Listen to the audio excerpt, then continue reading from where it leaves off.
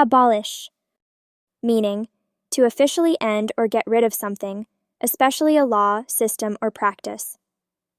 Definition: abolish is a verb that refers to the act of formally ending or doing away with something, such as a law, practice, or system that is no longer deemed necessary or just. Examples in sentences. 1. Many countries have worked to abolish slavery. It was a major step toward equality and human rights.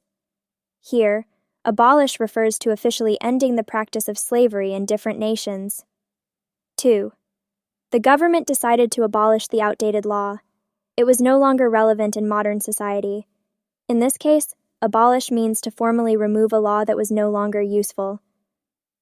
Usage: abolish is used when referring to the formal ending or elimination of something, especially laws, rules, practices, or customs that are considered harmful or outdated.